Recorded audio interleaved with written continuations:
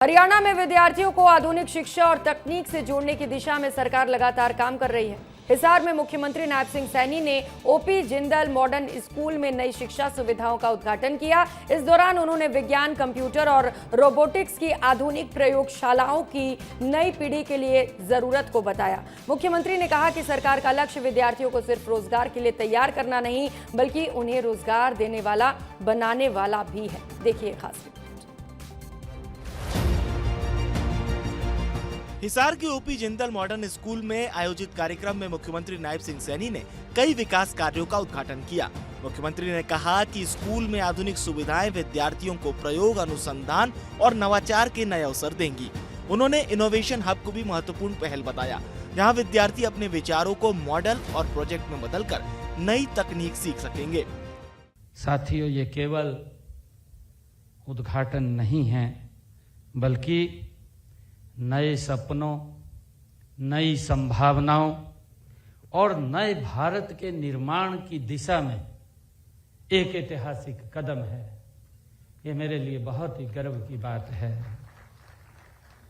साथियों, इस विद्यालय में स्थापित इनोवेशन हब विशेष रूप से ये सराहनीय पहल है।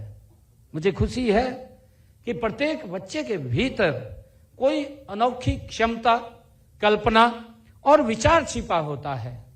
साथियों, उसे ऐसे वातावरण की आवश्यकता होती है जहां वह अपने विचार व्यक्त कर सके।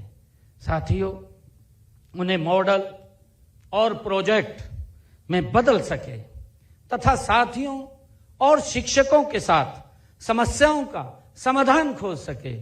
साथियों, यह केंद्र विद्यार्थियों की सोच, टीम वर्क, नेतृत्व क्षमता और समस्या के समाधान जैसी समस्याओं से ये सशक्त करेगा। मुख्यमंत्री ने कहा कि नई शिक्षा नीति के जरिए युवाओं को रोजगार परक और कौशल आधारित शिक्षा देने पर जोर दिया जा रहा है। सरकार ने प्रदेश में डिजिटल शिक्षा को बढ़ावा देते हुए 10वीं से 12वीं के विद्यार्थियों को 5 लाख टैबलेट, करीब 40,000 कक्षाओं में डिजिटल बोर्ड और 1201 ICT लैब स्थापित की है।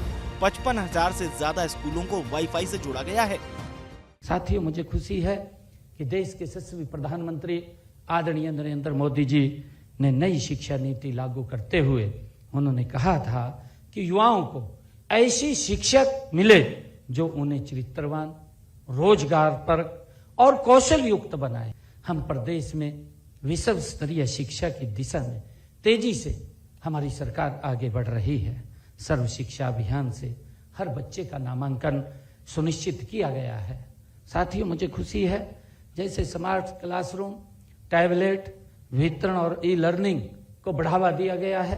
साथियों, राज्य के सभी जिलों में अटल टिंकरिंग लैब और साथियों स्थापित की गई हैं। 55,000 से अधिक स्कूलों को वाईफाई से जोड़ने का काम किया गया है। साथियों, 10वीं से 12वीं तक के 5 लाख टैबलेट, लगभग 40,000 डिजिटल बोर्ड और 1,201 ICT लैब ये दी जा चुकी हैं। सीएम सैनी ने बताया कि हरियाणा AI मिशन के तहत गुरुग्राम और पंचकुला में AI हब स्थापित किए जाएंगे। उन्होंने कहा कि प्रदेश में स्टार्टअप को बढ़ावा दिया जा रहा है और अब तक 10,000 से ज्यादा युवाओं ने स्टार्टअप का लाभ उठाया है। वहीं सरकारी स्कूलों में सुपर 100 और बुनियाद जैसे कार्यक्रमों के जरिए विद्यार्थियों को बेहतर शिक्षा और प्रतियोगी परीक्षाओं की तैयारियों का अवसर मिल रहा है। हमने अगस्त 2025 में साथियों ध्यान में करते हुए एक नए डिपार्टमेंट का साथियों निर्माण किया, डिपार्टमेंट ऑफ फ्यूचर।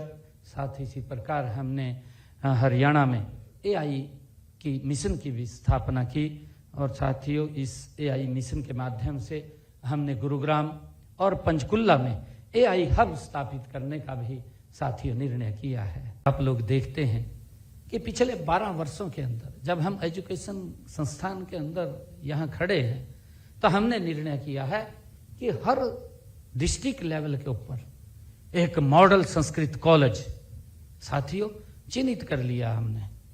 हमने हरियाणा का पूरा एक रोड मैप तैयार किया।